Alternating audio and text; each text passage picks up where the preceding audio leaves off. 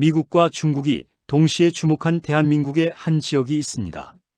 지도 앱을 몇 번이나 확대해야 겨우 보이는 강원도 영월입니다. 해발 600m 산골에 자리한 상동이라는 작은 마을입니다.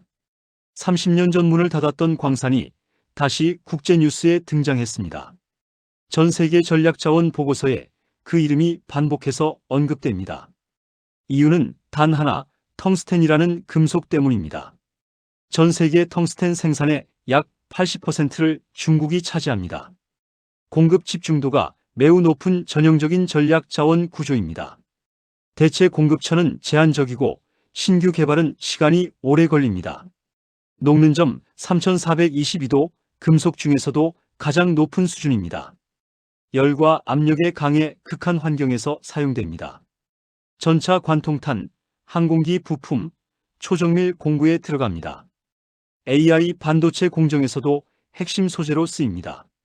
없으면 대체가 쉽지 않습니다. 그렇다면 왜 지금 다시 상동 광산일까요? 배경은 공급망 재편과 자원 안보 강화입니다.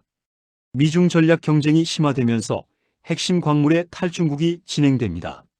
미국과 유럽은 전략 광물 목록을 확대하고 있습니다. 텅스텐은 그 목록에 포함된 대표적 금속입니다. 공급이 차단될 경우 방산과 산업 생산이 지연됩니다. 시장 참여자들은 이 리스크를 가격에 반영하기 시작했습니다. 상동광산은 과거 세계 최대급 텅스텐 생산지였습니다. 1970년대 대한중석은 한국 수출의 핵심 기업이었습니다. 당시 텅스텐 수출은 외화 획득의 중요한 축이었습니다. 그러나 1990년대 중국의 저가 공세가 시작됐습니다. 중국은 낮은 인건비와 정부 지원을 기반으로 가격을 낮췄습니다. 국제시장 가격은 급락했고 상동은 채산성을 잃었습니다. 결국 광산은 문을 닫았습니다. 이후 한국은 텅스텐을 거의 전량 수입에 의존했습니다. 특히 중국 의존도가 매우 높았습니다. 여기서 자원시장의 구조를 살펴봅니다. 광산 산업은 공급 탄력성이 매우 낮습니다. 탐사부터 상업 생산까지 통상 10년 이상이 필요합니다. 초기 투자비는 막대하고 회수 기간도 길게 설정됩니다. 따라서 지정학적 리스크가 발생하면 가격은 급등합니다. 공급을 단기간에 늘릴 수 없기 때문입니다. 최근 글로벌 자원시장은 정치 리스크를 크게 반영합니다. 중국의 수출 통제 가능성은 반복적으로 거론됩니다. 이때 비중국 공급처의 가치는 상대적으로 상승합니다. 상동광산 재개발은 해외 자본과 합작 구조로 진행됩니다. 캐나다 기업이 지분을 보유하고 독일 금융기관이 자금을 지원합니다. 독일은 제조업 강국으로 텅스텐 수요가 높은 국가입니다. 공급망 다변화는 기업 생존 전략으로 자리 잡았습니다. 상동 프로젝트는 광산과 정년 공장을 동시에 구축합니다. 원광을 단순 수출하는 구조와는 다릅니다. 채굴 후 정년까지 진행하면 부가가치가 상승합니다. 여기서 레버리지 구조를 이해해야 합니다. 자원산업은 고정비 비중이 매우 높습니다. 생산이 안정되면 단위당 비용은 빠르게 하락합니다. 가격이 상승하면 이익은 기하급수적으로 확대됩니다. 그러나 리스크도 존재합니다. 첫째는 가격 변동성입니다. 중국이 공급을 늘리면 가격은 하락할 수 있습니다. 둘째는 환경 규제입니다. 광산 개발은 환경 비용과 사회적 합의가 필요합니다. 셋째는 정치 변수입니다. 국제관계 변화에 따라 수요가 급변할 수 있습니다. 그렇다면 한국 경제에 어떤 의미가 있을까요? 첫째는 공급망 안정성입니다. 반도체와 방산 산업에 전략적 보험 역할을 합니다. 중국 의존도를 일부 완화할 수 있습니다. 둘째는 지역 경제 효과입니다. 영월 지역의 고용과 인프라 확충이 기대됩니다. 광산 재가동은 지방 소멸 논의와도 연결됩니다. 셋째는 협상력 강화입니다.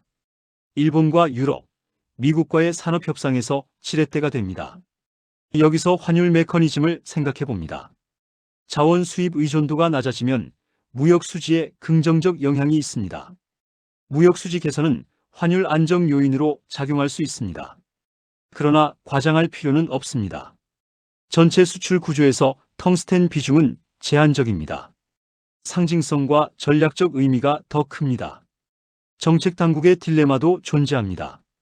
자원 개발은 안보와 경제성을 동시에 고려해야 합니다. 과도한 보호는 시장 왜곡을 초래할 수 있습니다.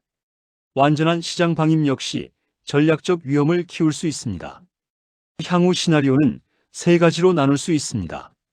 첫째, 글로벌 수요 증가와 함께 가격이 안정적으로 상승하는 경우입니다. 상동 프로젝트의 수익성과 전략적 가치는 강화됩니다. 둘째, 중국이 가격이나 전략을 다시 사용할 경우입니다. 국제 가격이 하락하고 수익성 압박이 발생할 수 있습니다. 셋째, 지정학적 긴장이 완화되는 경우입니다. 공급망 리스크 프리미엄이 줄어들며 가격이 안정될 수 있습니다. 자원시장은 항상 정치와 연결되어 있습니다. 가격은 단순 수요와 공급만으로 설명되지 않습니다. 한국은 그동안 자원 빈국이라는 인식이 강했습니다. 상동광산 재개발은 그 인식에 변화를 줍니다. 완전한 자원 강국은 아니지만 전략적 선택지가 늘어납니다. 결국 핵심은 공급망 다변화입니다. 한 국가에 대한 의존도는 위험 요인입니다. 상동광산은 그 위험을 일부 완화하는 수단입니다.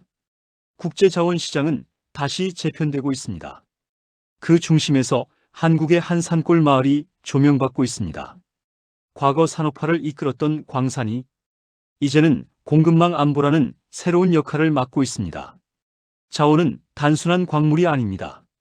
경제 구조와 국가 전략을 연결하는 요소입니다. 상동광산의 재개발은 한국 산업 구조의 한 단면을 보여줍니다. 데이터와 구조로 보면 이 변화는 우연이 아닙니다. 공급망이 재편되는 시대, 자원은 다시 전략이 됩니다. 경제주의 리포트였습니다.